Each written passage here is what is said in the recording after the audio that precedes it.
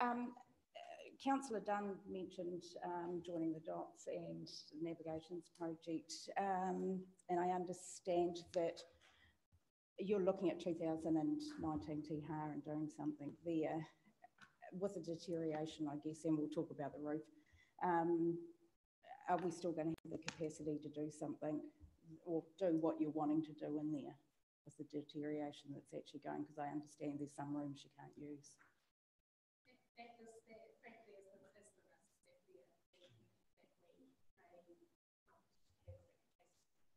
Yeah. Because you're looking at... Because of the risk of having really high value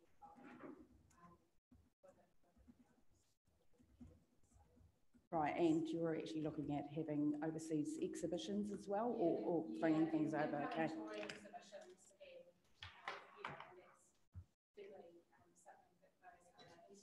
Museums want to be sure. Sure. Thank you. All right, thanks very much for that. Turned into a little bit of a hot seat, but well managed. Yeah, yeah. So we've got further discussion when the paper comes up. We've just got to do the minutes and that, and then we'll be on to that. So thanks very much. Mm.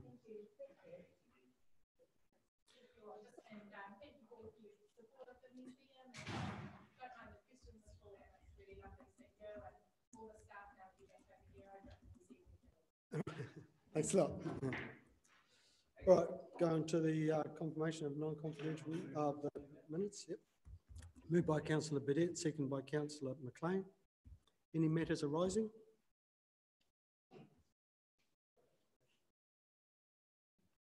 Nothing there. Okay, all those in favour? Against? Carried. Anything from the action sheet?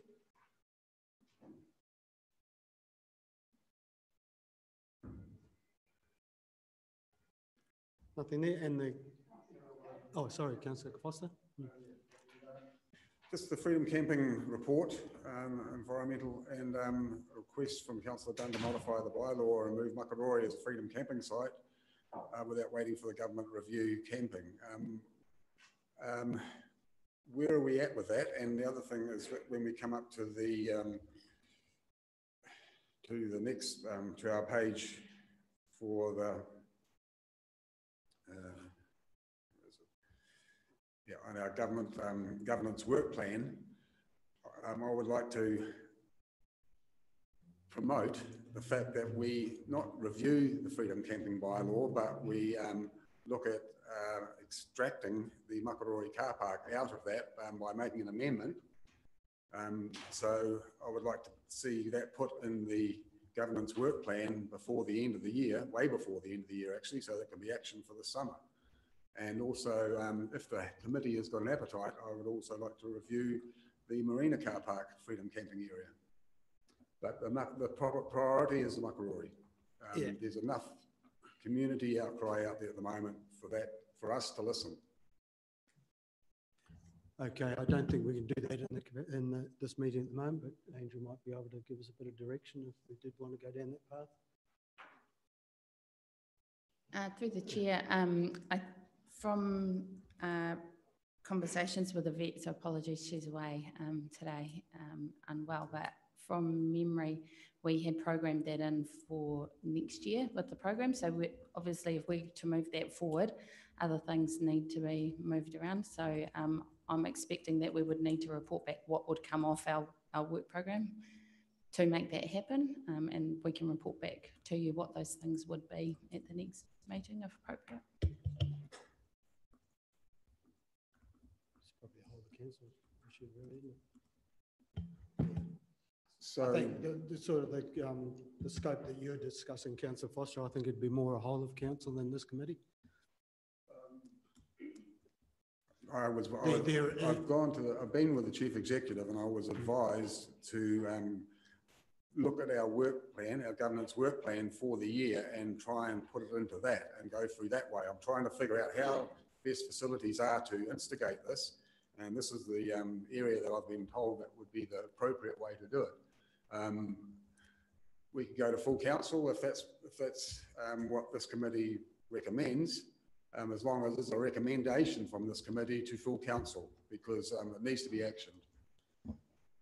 Yeah, it's not something we would do with on the action sheet, though. It needs a paper.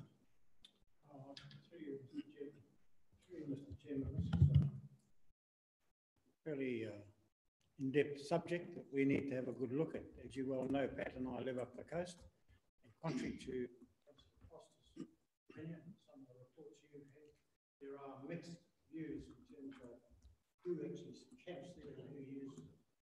I believe it's puckering again. Yeah. We need to take this to council proper paper. Yep. Yeah.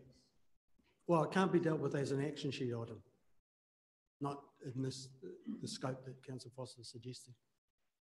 But the recommendation can come that we request a paper for the committee. I think it can be dealt with in this section, just because our governance work plan is attached, and staff are suggesting that we need to find room in our governance work plan to bring this forward, because it's pushed out by a year at the moment. So it's a matter of either us looking at our governance plan and pushing something off, or allowing staff to come back to us with a recommendation of what can fall away to further down the line. But I do think it sits amongst the documentation we've got in front of us. That's how it's already listed as an action on the action sheet. Request from Councillor Dunn to modify the bylaw and remove McElroy from Freedom Camping site without waiting for the government review of Freedom Camping. So Yvette's working on that. Yeah, sorry, I just think that that Councillor Foster's trying to move it up the order is all, and I think in that case we can give direction because just because the governance work plan is attached to our action sheet. So I guess the request is timelines around that. Can I just ask, where does the Freedom Camping bylaw sit? It sits with environment and planning, or does it sit with community development? Because I'm pretty certain it's environment and planning. Through the chair, I'll cover off on a couple of things here. The first one is, remember from the last committee meeting, we said that we put up the governance work plan for livable communities and asked for contributions and the committee to think about that. And the committee came back and said, we would like to do a workshop on the governance work program. So that's been lined up at the moment. I think that's a really good place to actually talk about the prioritisation around this. Freedom Camping is actually a community activity, so I think this is an appropriate community for this discussion to happen. The Environment and Regulations Committee is around how do we enforce and compliance, but actually the outcome of the activity is around community, so this is an appropriate committee. The decision for a change to the bylaw is a council decision. However, again, it's appropriate for this committee to make the recommendation if that's where it wants to go. So the only question that I'm really taking from this meeting that's unanswered is whereabouts in the governance work program does this consideration sit, and seeing as we're coming back for a workshop on the governance work program, we should be able to deal with it then. All right. Okay, cool. Further to that though, progressing on the ceiling of the McElroy car park, that was scheduled for now, pretty much. Was it not?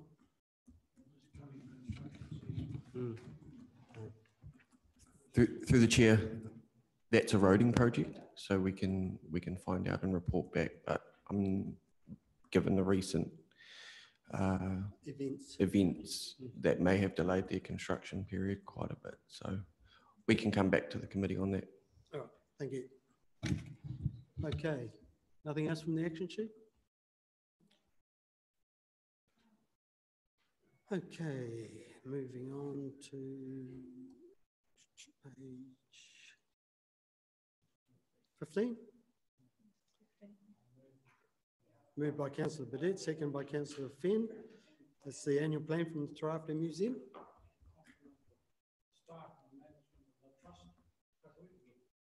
There you go. I'm doing a good job, in my view. No, hear real good reports when people go through that place, yeah. So, councillor Dowson. Thank you. I think you probably gauged my opinion of the report via my questions, but I have a concern that we actually invest a disproportionate amount of money into this activity in comparison to the rest of our work stream and the rest of our facilities that are like this one. It's obviously part of a historic agreement signed in 2001. So I'd like some more information around that agreement provided if possible, because I'd like to know what the base level of this is and how far that funding has crept over the 18 years that's been running, or 17 years it's been running. I think long term that that funding the $1 million budget to the tune of 75% is probably not sustainable, and there should be more focus on finding partners to support the council in running this operation. It's just it's when you look at the museum and what they're delivering, it is incredible, but it's areas like this that stop us from having a tree replanting budget, for example, because we have zero budget for street trees at the moment, and if we're committing such a large quantity of our, I think it's around 5% of Andrew's total budget goes into this activity. No, would it be 5%? Yeah, 5% of his total budget goes into this. So it's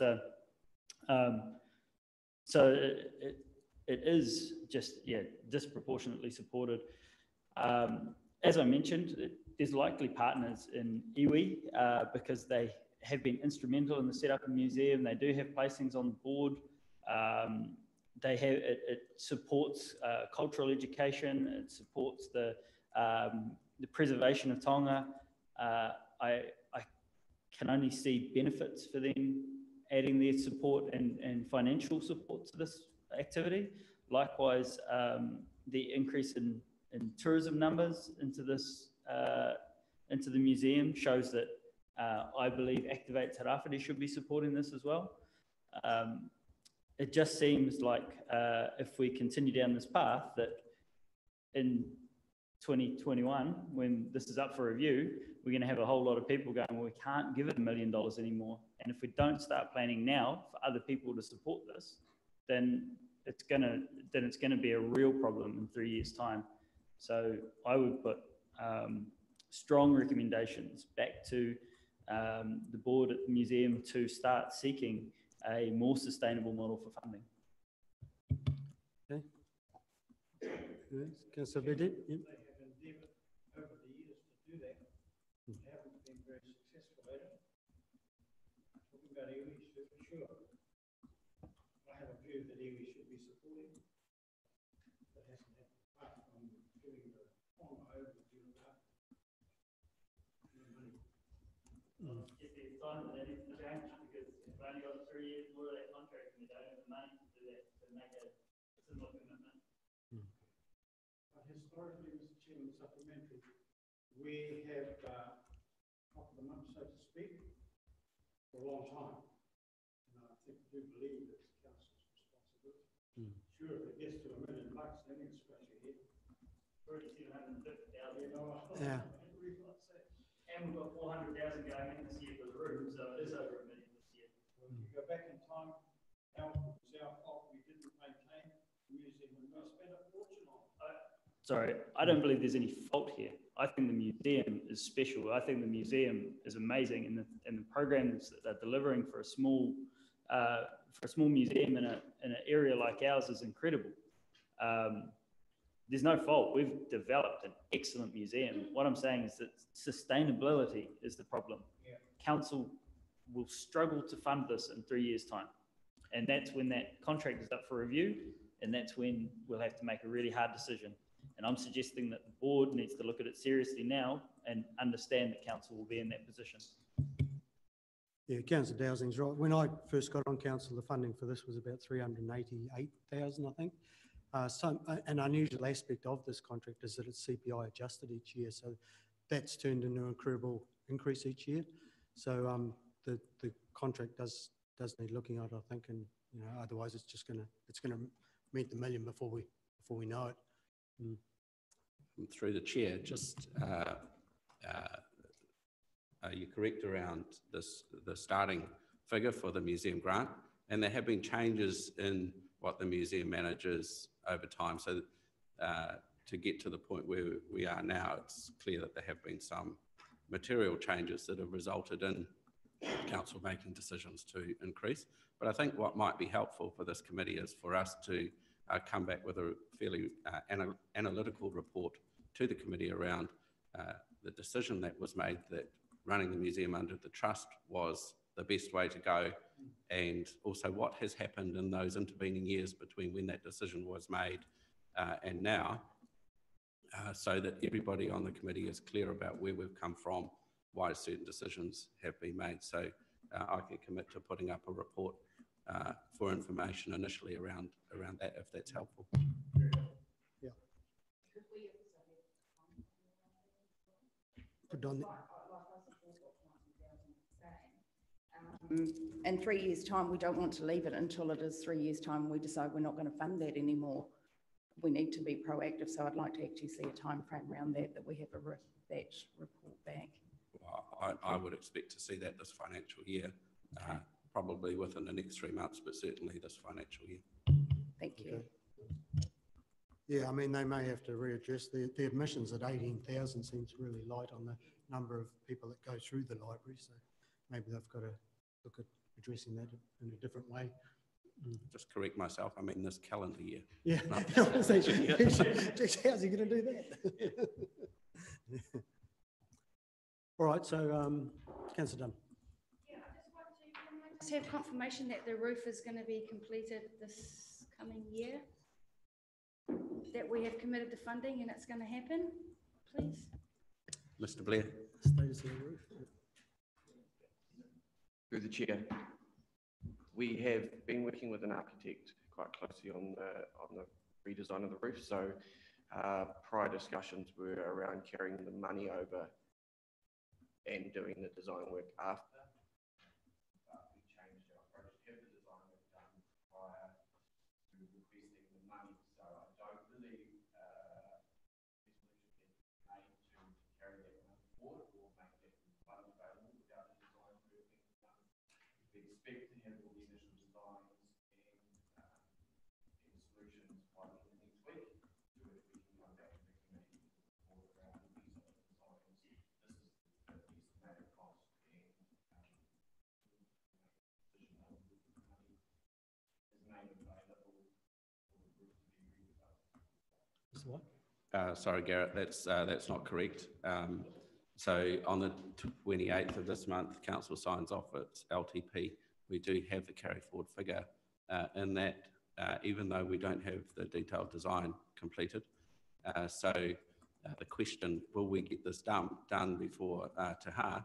Yes, that is the focus, that we will have it completed so that the museum can actually make the contribution to the celebration that it should. Are the indicators that the carryover figure is sufficient to do the roof? Through conversations with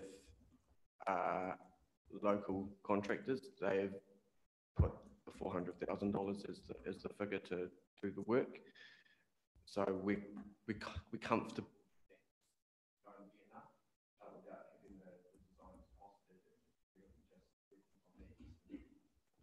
Thank you, Councillor Dowsing. Thank you.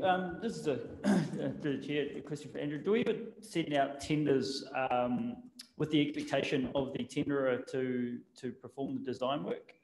I know in the past when I've applied for various technology-based tenders, we were always in the driving seat for determining what the correct approach to the technology was. I would imagine that a roofing contractor would probably be in a position that they would be able to suggest what the correct approach for re-roofing might be. Through the chair, occasionally we do design and build tenders. It's not our normal approach. Normally we will go through an architectural design process for something like this, where we're actually we would like to do some redesign on that roof to make it simpler, similar to what we've done with the Lawson Field Theatre, and remove some of those risks we have around weather tightness. Yeah, so actually there are architectural elements in this one. So if we were to put it out to tender to a roofing company, they would go and do that work for us around getting the architect in and charge a margin on that as well. No. Did you have something, Councillor Burdett? Yeah. Chairman, I was wondering whether we should future-proof that funding to ensure the job gets done, whether it's 400 or 400 plus, as a recommendation to council before we sign off on the long-term plan, to ensure that the museum gets a new roof and all the design work and materials is involved. Don't want to do it on an open checkbook approach, though. No, but I mean, you need to, what I'm saying is, we heard them this morning, I think it behoves us to ensure that it'll happen. We've already had indication that 400k is enough, so I would definitely recommend against increasing the budget, because then all you'll find is that your tenderers will come back at the increased budget level. It's not a commercially savvy move to advertise that we have more money.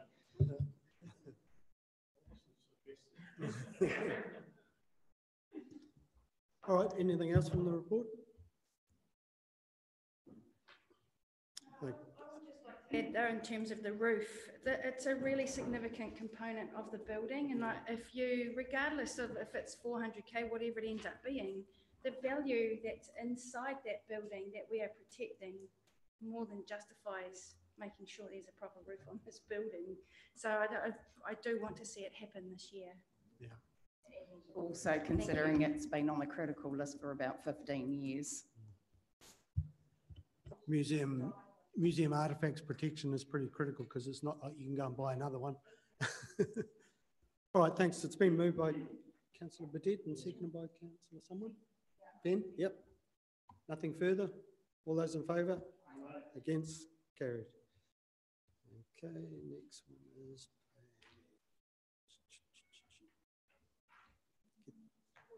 41. Thank you.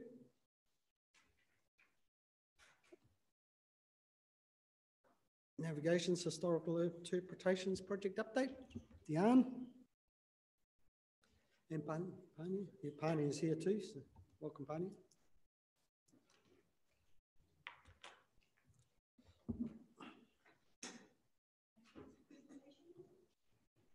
Kia ora. Yep, thank you. Over to me? Yep. So the paper is for noting. As you'll be aware, the Historical Interpretations Project has come through this committee from engagement of contractors to concept design through detailed design. And we are now in fabrication and construction stage with installation to come. So the purpose of this report is to update you on the progress that's been made to date in partnership with the 4 iwi and locales as designers. We do have a presentation that's available. Pania will take us through the presentation, and then there's some video footage, which through you, the chair, there may be time for now, or Heather has suggested potentially after morning tea. Okay, thank you. Thanks, Pani.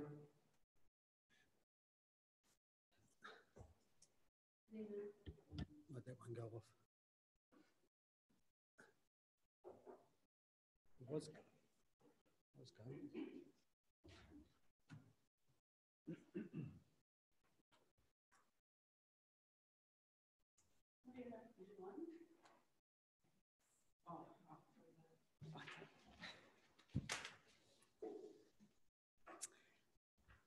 Kia ora. The presentation, I've just put up the photos, the images that are in the report, so I just thought it'd be good to have them up on the big screen, and we can have some more discussion if you want to about any of the images or any of the information. And as Diane said, there is a video clip that I'd really like to show you guys. It gives a preview into the what's on the digital media, as well as I think it's a good demonstration of what the project's about and what the community's about. So if we can make sometime this morning to have a look at that video, I think it would be really worthwhile. In the meantime, I'll just flick through some of the images. Firstly, I just want to acknowledge that the project, as you know, has been a partnership collaboration between 4 local iwi of Te Rangiruakiwa Council and our designers that were appointed collectively as well, Locales Limited. And things that we've connected and bind, I think that's been our touchstone. It's been a real challenge, but rewarding, all of us coming together, really strong views about their perspective on history. So what we're focused on, what connects and unites us, not what divides us. And I think there's been a really strong acceptance to agree to disagree on certain things. And I think it's just made the stories and the historical interpretation a lot more dynamic and interesting. So just the images on behind me show the process and methodology that we've been using around the table, all directed by Locales, out to the various areas, hosted by the various groups and involving different age groups throughout the process. So you'll see that come through in the videos. So way back in 2016, I came to this committee and we weren't quite clear about what we were doing at the time. We knew we had an interpretation strategy that was facilitated through Locales working with us. So that was in place. We knew the kind of media that we thought would be good to tell the stories. We just didn't know what they would look like. And this is the image that was presented back in 2016, which is quite different from what we have now in 2018. If we fast forward to 2018, it has been our guiding light. So we've stuck to that framework and developed those media according to what's come through from the group. So we have the website, the mobile app, 2 view shafts and the trail markers, and a brochure to help to guide along the walking trail. The location map.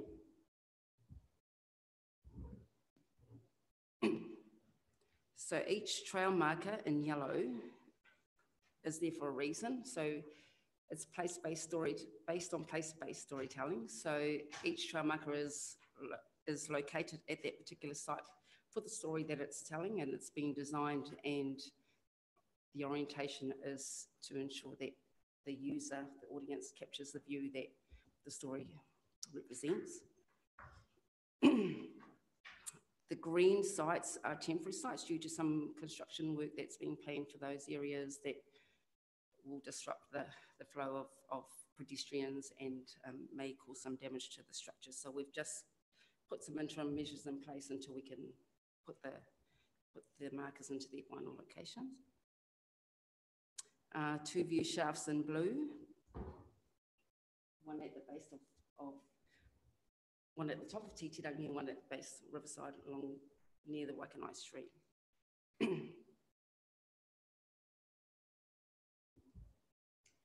So the brand for Tupapa, our stand, our story, it was just a way to bundle everything up, the package. So when you see this image, Tupapa with the sale forms, you'll know that you're on the trail, or you're looking at stories, or you're hearing stories that are related to that particular area.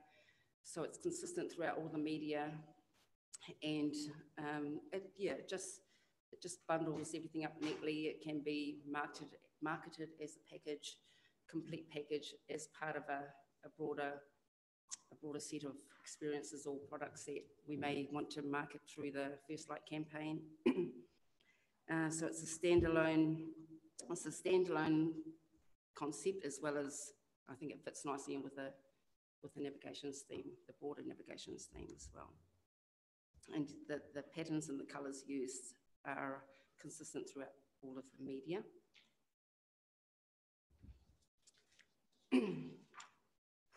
So just some images of the 2 view shafts. The Riverside view shaft, there's a photo there, an impression of what it would look like with a sail over the top alongside the Turanganui River. It's behind, it's more closer to the road. So, and there is a reference on this particular view shaft to the sculpture that will be behind by October. The second one below, the second view shaft below, is to be situated on top of Titirangi, and it is more outward looking to the Pacific, and the stories relate to the journeys from the South Pacific to Aotearoa. The trail marker, each one has got quite a lot of information in there.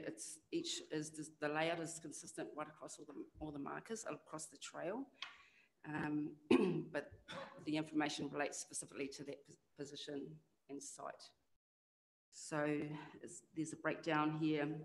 There's a cutout where you can focus your view into a particular area from that position and find out a little bit of history about that site and its significance. The symbolism and patterns on each of the trail markers at each site also are significant to the story theme in the area. So each of these designs and the information, the designs and the icons, it was a round table process involving everyone to come to some agreement as to what would best fit that particular marker. So yeah, it's been a very enlightening journey for me, but everyone involved, I think, has found it very, we've all grown from it. And I think it comes through in the final product. So some more examples. As you see, the patterns are different for each trail marker. Sorry, I'm getting a bit behind. Hei Pipi, for instance, you've got the Tuatua, Kaitiaki, and Te Pōwara Uri the Marae, shown in icon number 7, the crayfish. So once you read the stories from each of those sites, you'll understand what the significance of those icons are. Can we read those stories somewhere? Before, yes, yep, just all that yep. Small script there wouldn't mind. I know. Yeah. Sorry, I couldn't get. See what it Yep. is, yeah. And I think some of the stories come through in the video. Oh, okay. There is a lot of content, and obviously the content's limited to how much could go on the sign. So That doesn't have to be in that format, but just. Yep, sure. Just an example of the setting that we want to create, just a bit of light treatment for presenting the trail markers well, the view shafts well for the audience along the trail. It's just an example. The main thing was that we brought elements from other parts of designs around the trail, say with the inner harbour, some of the techniques and the materials used here are also using inner harbour, so just to create that cohesive look. Has there been consideration and conversation with designers of the Cook Memorial site around having a trail marker incorporated and continuation of the same branding messaging? The Cook landing site? Yeah. Yeah. So there is. Yeah. And council are working on it at the moment. I would imagine that continuation of our navigation theme in that place makes perfect sense, and that there should be allocation for a marker in that location.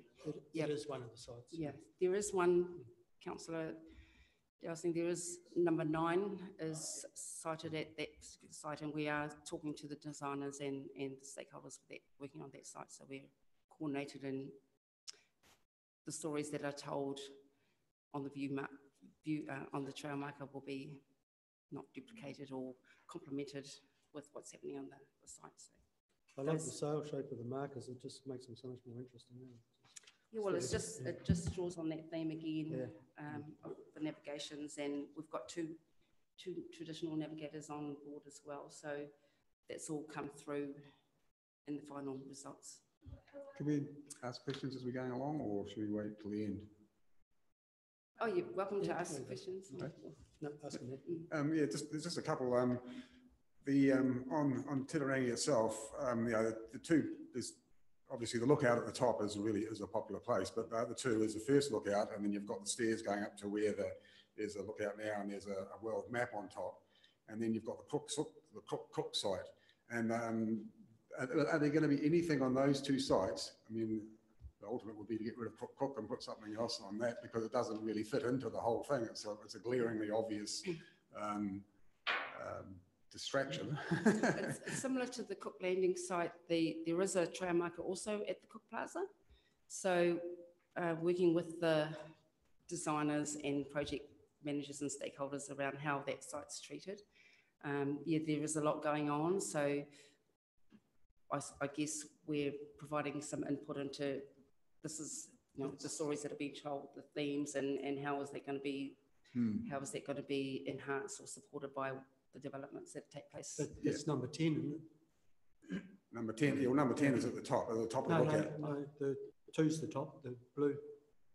Oh, 2's, oh, Number 10 is at the Cook Plaza. I know it's the CV, Oh, yeah. it's actually the last trail marker right. on the hill, or the first that Right, comes 2 down. is, yeah, 2's a lookout. Yeah, right. 2 is the view shaft, the second view shaft. Yeah. Cool. Okay. But I think it's similar to the last question about Cook Landing site, where we're all working together to try and make it look cohesive. It's just that the places that are the most popular where people congregate and go and look at things, it's been nice to have some some identification that it is part of the navigation's journey. And So through you, the Chair, if I could respond to that. Part of the Titirangi implementation program that was approved through the Reserve Management Plan is the car park upgrades, and that lends itself to the Cook Plaza, which we've had funding from the Tourism Infrastructure Fund to do an upgrade at the 3 car park sites leading up to the summit. So that cohesive approach to design wrapped around Trail Marker 10 will be coming to a committee in the next few months for decision. okay, all right, yeah, cool. Yeah, great. I think you asked, Councillor. Oh, so we've got Mate Brightwell and Te Atirangi Clamp, and they'll both be featured on the video as well. So really fortunate to have their input into this. The picture behind is the website, so you'll see the 2 bilingual versions of the same page, and you'll also see the patterns from the branding that have been repeated again through the image as a watermark. The images, the video will give some insight into the quality of the video footage and the digital imagery, and some of the types of the layers of information that will be presented through the website and the mobile app. I've also just dropped in an example of one of the interactive games. So on the website, you'll learn from the navigators again about these stories, how waka are built, and then there's an opportunity to have a go at building one yourself.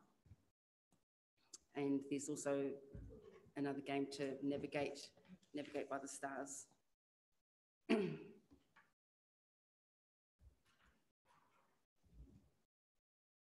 mobile app, I have on the report, there's another image, but it is really highlighting the map and the function to scroll through the map, tap on an icon and link into some other stories and videos. So lots of layers of information in the app as well that can be downloaded from anywhere, but we're also trying to create hotspots at the 2 view shafts so that if you stumble upon this trail and unexpectedly, then you can download at the site. But we'll be promoting it so that people should know about it before they get there and have downloaded, hopefully. Also on the app is the graphic novel style of storytelling. So it's just another way to engage with a different kind of audience, perhaps that like to look at the cartoon type images of the stories that are also being told firsthand by people through the videos. So that's the last slide, if there's any more questions, but I think also, I'm not sure if we have time now, or maybe after morning tea, to have a look at that video that's about 5 minutes long. Yeah, go on to it now. Yeah, Councillor Finn. Thank you. I think this is awesome. I think it's great. And when I'm looking at, where am I at, page 44, the launch and go live, what I really like about this is that it says in here, this project sets a precedence for other voices and layers of history to be added and given public perceptions about the project. I think that's really awesome, and the public need to be aware that there's more to come if in due course. I think that's great. It doesn't allow just this, it allows further things to happen in the future, so that's pretty cool.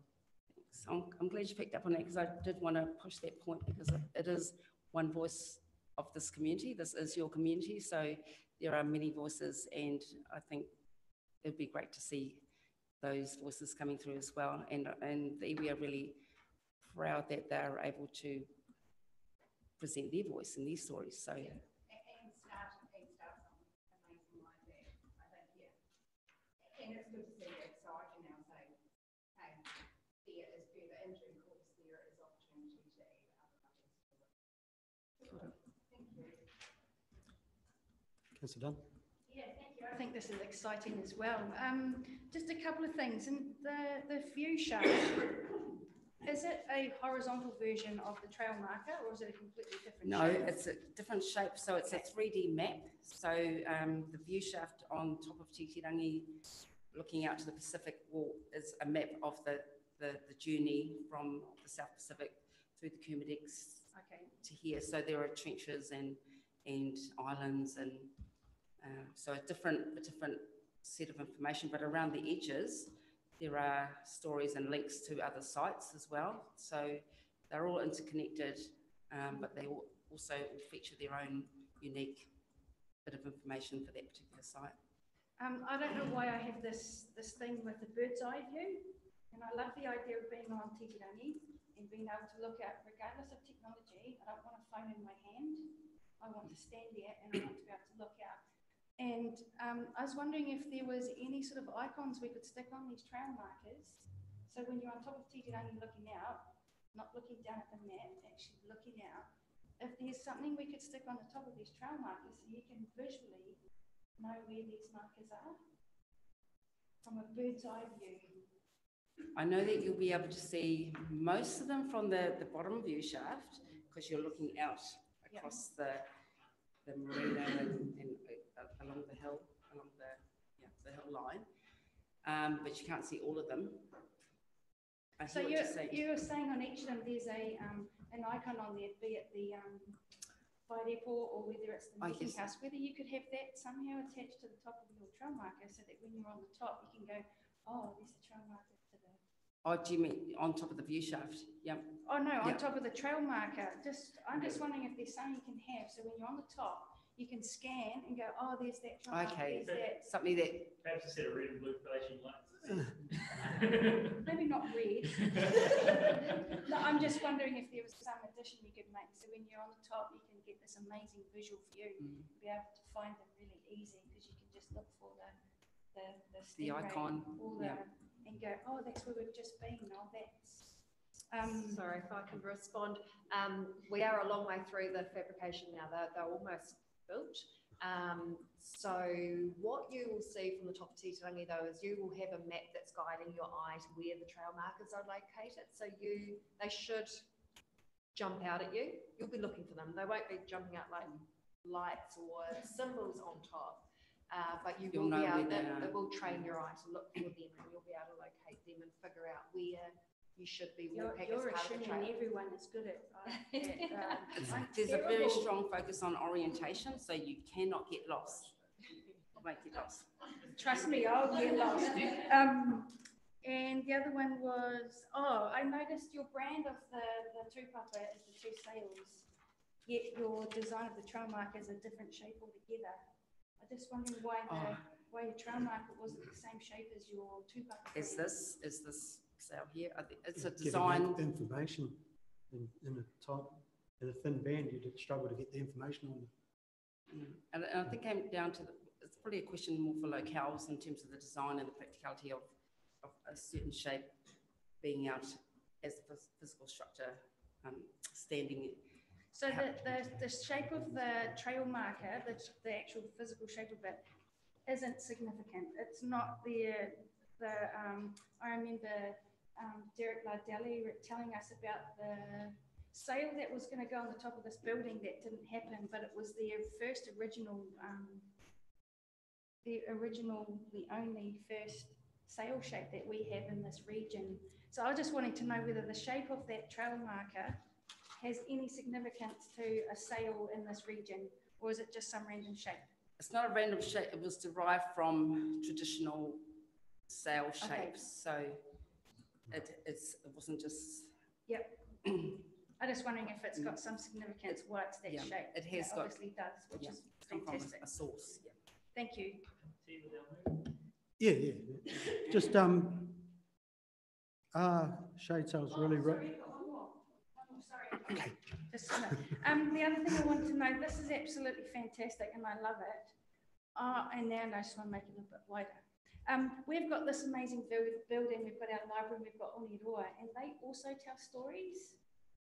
Are we able to duplicate this design to tell the stories of these places? For example, the stories that are in the Oniroa walkway are beautiful, but no one knows them and we're not telling them anywhere. Perhaps that's done that way for a reason, I don't know, but I would love for someone to be able to walk along Oniroa, arrive at one of these and it tells the story, or even our library, or even this building up front. So people see the meaning. Is that gonna, I know this is just the local stories, but I could respond to that. Go further to tell these stories? Yeah, so there's, so as you know, with Navigations, there are council-led projects and then there are other community-led projects. So like you allude to, we've got the council building, we've got the library, but we've also know that Eastern Group are doing their terminal upgrade alongside Rongwhakara to tell navigation stories. So we're working with Activate Tairāwhiti about that big picture, wider Tairāwhiti navigations marketing and how that will look. So while Tupapa is a product wrapped around the inner harbour, that there is further reach for telling the story of First through that campaign. Excellent. The shade sails over the top of the view shafts and that, shade sails really robust now, just thinking about seeing trampolines up and power lines and that, they can be permanent structures now and survive extreme weather. Yep. I was thinking about that yesterday with the weather. Yes, we've talked a lot about the whole design and the ability to withstand, and spoken to the Liverpool Communities team and gone, tried to work with products that are going to withstand the conditions for this area. So that's all been factored into the shape and the material that's being used. All right, we'll have a cup of tea, and if you haven't finished it in 10 minutes, bring it back to the table and we can finish our cup of teas watching the video. Okay, cheers.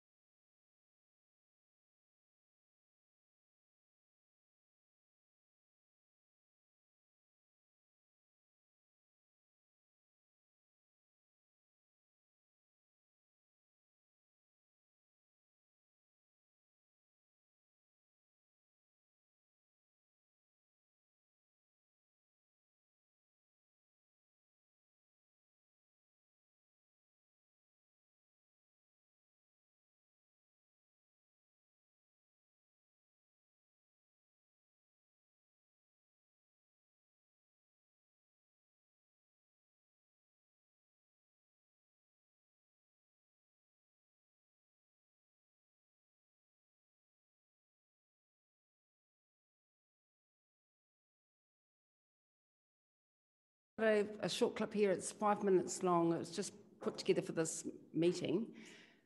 It is not, so 5 minutes is kind of longish, but on the apps, maybe 1.5 to 2 minute clips. So it's just a collection of some of those clips just to give you some insight into what to expect. Okay, thank you, Heather.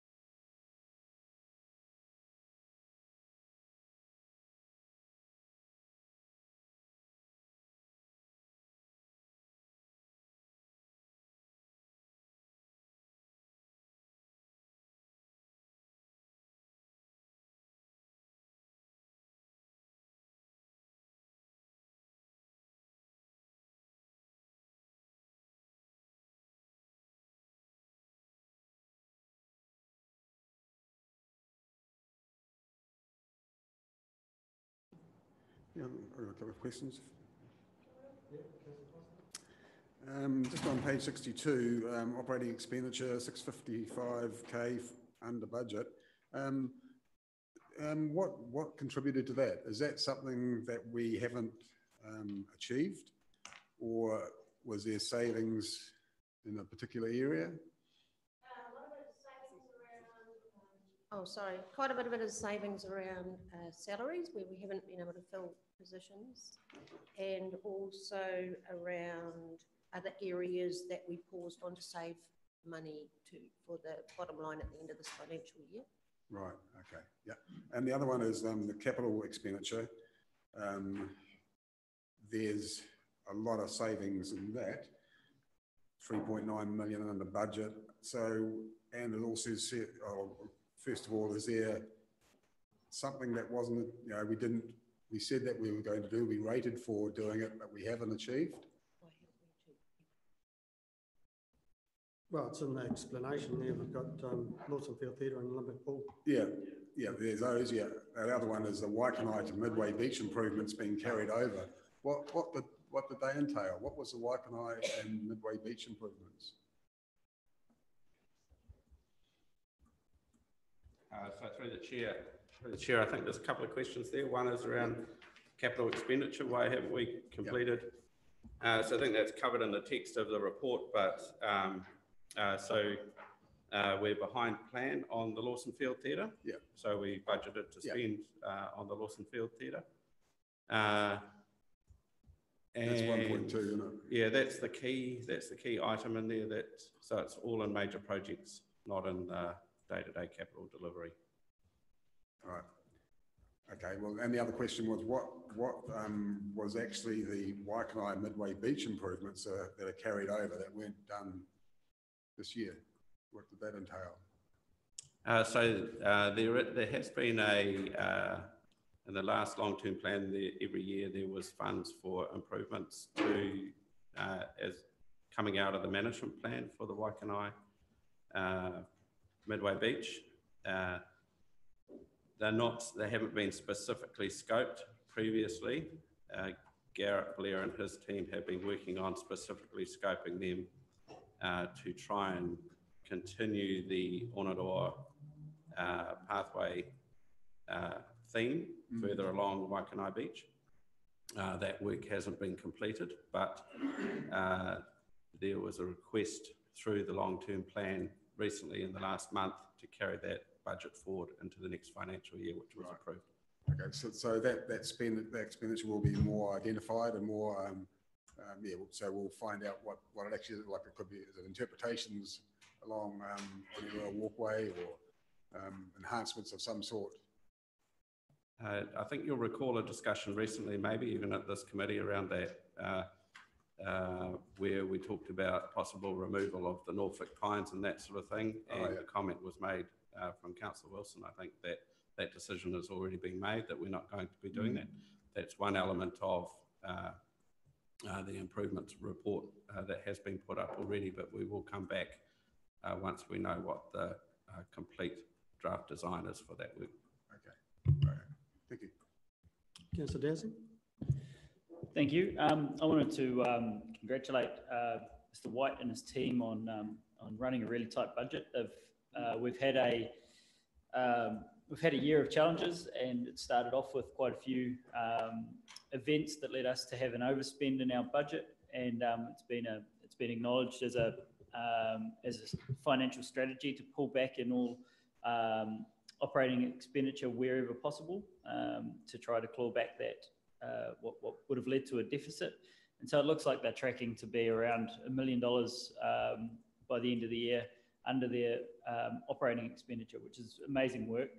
And it obviously comes at a cost though, and I'd love to hear Andrew's commentary on what $1 million out of our budget looks like, and kind of make sure that we have a good case for why it needs to be kept in the budget for future years, instead of thinking that they can maintain that sort of saving over the longer term. Through the chair, well, thank you for that. That's a really kind comment, and I would give credit to my managers for being really disciplined around their budget spend. So that's Garrett Blair, Penny Walsh, and Dwayne Pulmonar, who actually doesn't report to this committee for solid waste. It's through assets and infrastructure, but they're all really disciplined managers in terms of how they manage their operations. But we have taken some hits this year. We do take the organisation-wide approach that we are here as part of a wider organisation, not just around the activities that livable communities deliver. So we do have a responsibility to support the rest of the organisation when it's under pressure. And I think we've taken that really seriously and have achieved a good result. But there are things that we haven't done. So I've talked previously to council around the structure of our contracts. So we have what we call scheduled work, which is the work that we must pay contractors for, which is the regular mowing, the regular toilet cleaning and that sort of thing. But we also have the unscheduled elements in our contracts where we can make a decision about whether we spend the money or not on items. And those sorts of things are extra beach cleanups when they're requested, or extra toilet cleans, or extra mowing, or increasing the level of service around something. So that's the area that my team has really put the thought into when making those decisions, and making decisions based on what is the critical effect of whether we replace a bollard or something like that. So all those small things add up to big things. I think the other thing that is really, which is really pleasing to see too, is that the theatre operation with the War Memorial Theatre is going from strength to strength. We're getting a lot more events in there. We are managing the operational costs around that really tightly, but we're also benefiting from the revenue increase with that as well. So there are many, many elements in this. I would be really concerned if we were to say that this is our new business as usual operating model, because I think we would start to see failures really quickly. And you are aware that up until this year, and hopefully not in the next LTP, we have never had budget for street tree replacement, for example. We have proposed that budget through moving priorities around in the LTP, that we actually do have a budget for street tree replacement, and we know that is a really sensitive area for many people in our community. So yeah, if we were to remove those sorts of things, we would be making no improvements in those sorts of areas. Thank you. Just one more comment. You stole my thunder a little bit. I did want to congratulate you on the Lawson Field Theatre as well. But yes, I'm all in support of the work plan with street tree replacements, and furthering your and looking at certainly maintaining, potentially furthering your budget in the future. It's really good to see that you manage it so well, and that that hopefully in the future we'll be able to see some improvements instead of maintenance. But that's great. Thank you. The reality is that RFSs will come in, so does it need its own budget line accommodation for it? Because a lot of the RFSs that come in, we do have to service, you know. And instead of throwing the budget out, should there be a budget line in there for that sort of work? I think that's a really good question. So you're talking about the unscheduled provisional sort of work. RFSs are really diverse in what we get. You know, they're across the board. Toilets blocked, somebody puts in an RFS. But what we're really trying to do with recreational services, our main contractor in our parks and amenity, and our community caretakers, is get ahead of the game, so that, you know, RFSs are a great thing for connecting with our community, but actually they create work for people in our community to have to put them in. So it's one of the great things about recreational services, is that they have their own system for proactive, what they call MENSIT, identification of issues. The theory is that we will get that response stuff from the community coming down, because actually we're ahead of the game in dealing with those sorts of things. I actually think there are some RFSs that come in that don't, well, I know, that actually don't require a spend. And it is actually our role as managers to determine what the priorities are, because if we did everything that everybody wanted, we would be spending a heck of a lot more than anything this council would be prepared to put into the budgets. Thank you. Yeah, thank you, Councillor Burdett. Yeah.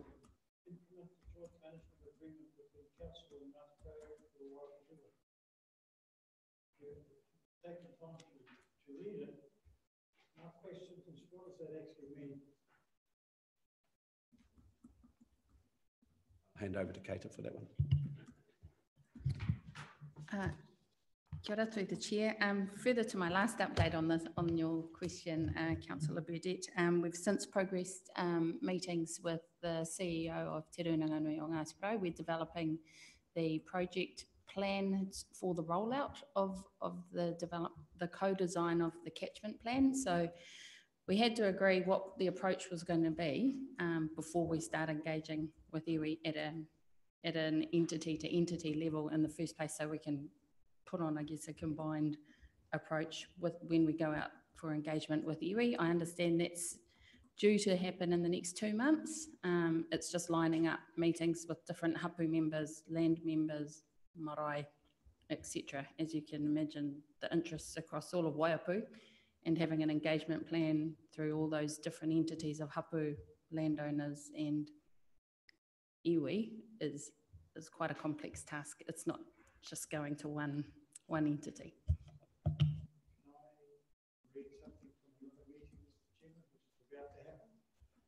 If you must.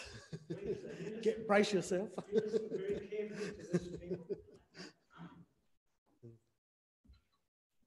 MPI funded East Coast Forestry Project Program Manager is now in place and actively working to coordinate East Coast Forestry Project in restoring the wildlife programs. A series of workshops and meetings have been held to develop an updated program plan. Council staff have some recommended changes to the draft Restoring the Wildlife Phase 2 program plan and is working alongside MPI and Ngāti Porou to tweak the document's code of conduct. Work is underway on a communications plan for restoring the wildlife catchment with the advent of the government's Billion Trees initiative. There has been some steps taken by Trompanui and Ngāti Porou Forestry, and emphasise Ngāti Porou Forestry, to ensure the opportunities in the catchment are being maximised. A new Crown Forestry joint venture approach for areas of 200 hectares or greater has been developed to support this, which includes an annual payment as an option. MPI and council staff are meeting regularly with Trompanui and Ngāti Porou Forestry to ensure that these initiatives are integrated with the existing program. An application for Stage 1 erosion protection scheme involving willow farming in the riparian areas of the Waiapu River has been made, and we are awaiting decisions. The second application is being scoped to include more structural solutions. These are the dollars we often talk about. However, this will not be progressed unless funding for the first application is granted. If it is declined, we will need a rethink on funding options and approaches. The Zion research project moving the Korowai is also nearing completion. This has provided some useful insight into the roles of key brokers within the cabinet, which will assist with communications planning. Council staff have set up a shared drive to ensure information is able to be accessed across the agencies, including current research on Zion weaving the Korowai.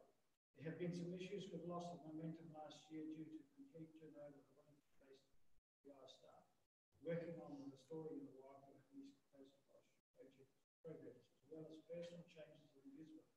However, the new staff are now on board and working collaboratively with the Gisborne District Council staff. No disrespect, Katie, but hey, where are the key stakeholders? Where is their voice? Because they are the ratepayers, Mr. Chairman. Where were you reading that from, sir? This is coming from this afternoon's meeting from planning. I've been banging on about this for some time. I think our staff to date, after all we are the regulator, have done a very good job. But there are a number of meetings out there in the wider community, as Kate has said, with different groups, not involving those key stakeholders who are the landowners, farmers, be they trusts, corporations or whatever, because they are the critical people involved in this stage. I mean, I've got a commitment, David, the leads to RC, that we would go back to these people. Yeah, I'm just trying to work out how it goes to this committee. Wouldn't that be better off this afternoon's committee? Why, in the first place, this is here, because this is where it should be, or full council to make some decisions. And I've been, if you think back, I've been on about this for 2 to 3 years, even in Judy's time. Yeah. So all I'm asking is for some consideration for those important people who live either side of the river, the rates. Yeah. No, it's fair enough. Yeah, I think it's out of the scope of what it is. Through the unless you've chair, got a if I comment, can provide some clarity, so the question and the reporting that's in front of you on page 91 is in relation to our JMA obligations under the RMA. So that is why it would not be as comprehensive as what you're receiving this afternoon. That is the Waipu Accord obligation that wider council and MPI and with Te Rūnanga Nui o Ngāti Porou have. So the reporting reflects those different obligations that council has. Thanks for that. With our township plans, can we get an update of the schedule of them? I know that there's a bit of confusion because when you get a township like Tokau, Tolaga, Marawai, and then you get another one like Murawai, Manatuki, which it just seems a bit unusual that we would allocate 500,000 to each township just on the basis that they are a township. Yeah. So there is a change here where we've sort of lumped Manatuki and Murawai in together. Is that for the 500,000 or in one? Yeah. How are we managing that? I'd like to seek clarification from my staff, but I understand that those townships were grouped in that manner when they were originally programmed out. We have the same issue for East Cape as well, which had groups in, from memory, Hicks Bay, Te Araroa, Rangitukia, Tikitiki in one as well. And my staff are actually working on a report with how we might address that, because we have heard from the communities that very issue. No, that'd be good, an update of the scheduling to see where each township actually is sitting at the moment. Great, thanks a lot. Anything else? No?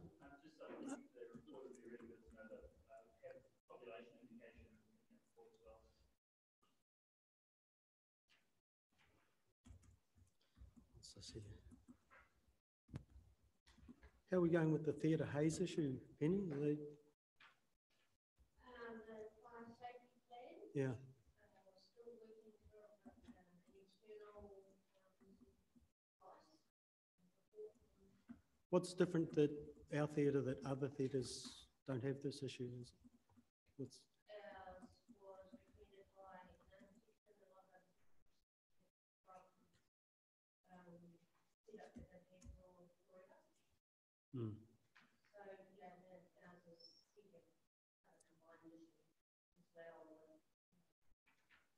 It's in the flight around what happens when there is haze or smoke or heat in that space. Yeah. So they've got single protected.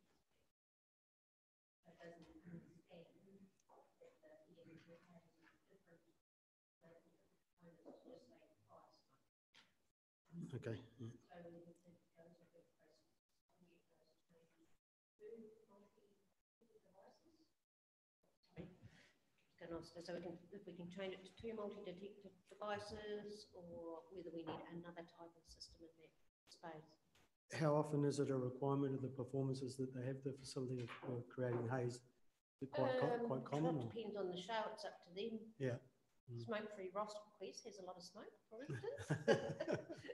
A lot of dance. Why is it called smoke-free again? So yeah, who knows if they're going to use it or not? Of course, they have to tell us that. Yeah. And at the moment, we make arrangements between Fire and Emergency and Electronet to allow that to happen. So we're not banning it or changing it, but we are managing it. All right. Thank you. Nothing further? We're moving a seconder. Councillor Wharehinga and seconder Councillor Dowson. All those in favour? Against? Carried. And that's back to the video, is it? Yep. Thanks, Pania. Video now. Oh, it's the operator here. Over to the operator.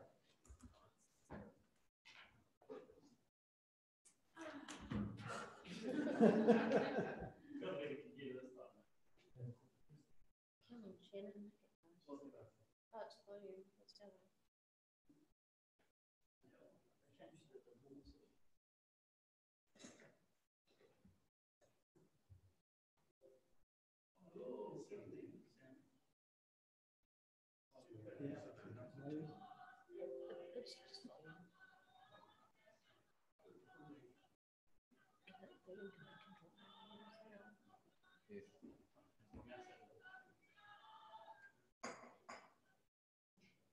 The other waka te Kōrea people here from Hawaii as well was the Harauta.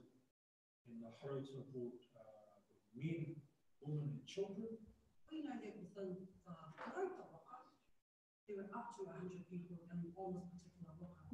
Now, the Harauta waka was responsible for bringing, I suppose, the knowledge of how we could live here. Maya is known to have come here using incantations of karahi to bring them from Hawaii here. Here we had an archaeological find of a fishing weir or a fishing trap, which was roughly carbon dated to be 700 years old.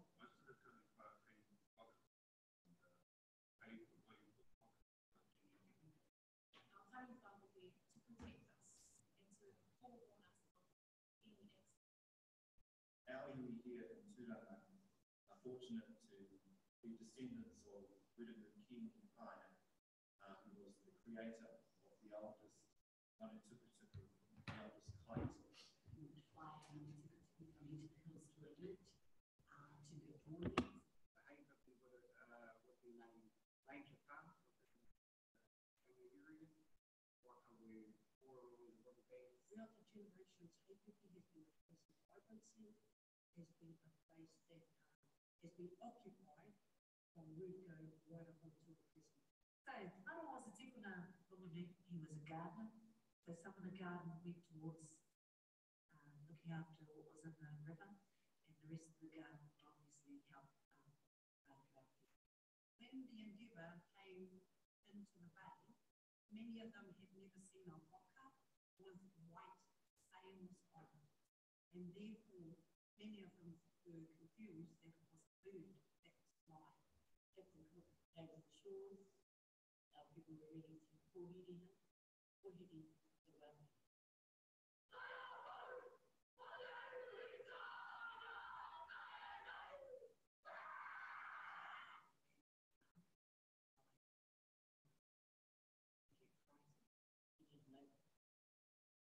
So they shot him.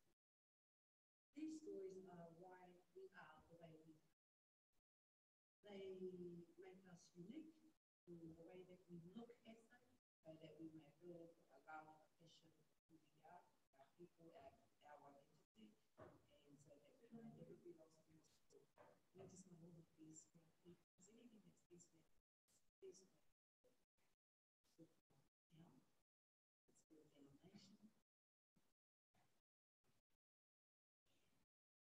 I hara mai, I ni hakirirangi, me tona tuakana a Paula, me a kiwa, I anga te matapora.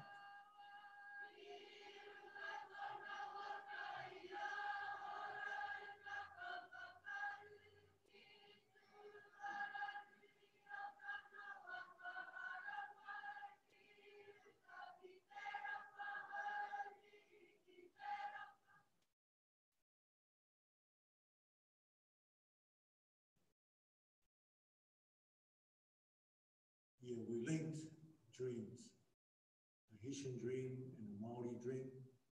Francis Cowan and me, Mate Brightwell, and we built a 75-foot double hull, 8-ton traditional sailing canoe. Biggest waves and weather conditions Hawaii Nui had been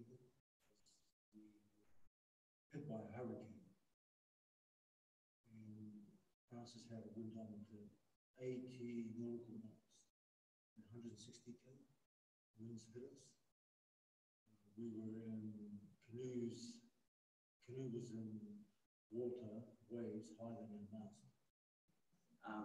Undertaken over 20 international voyages and proving that our ancestors were awesome voyagers out there on the ocean, warriors of the sea, and we have proved that time and time again.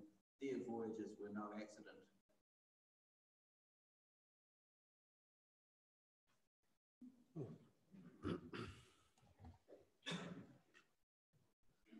All right. No questions on the videos? No?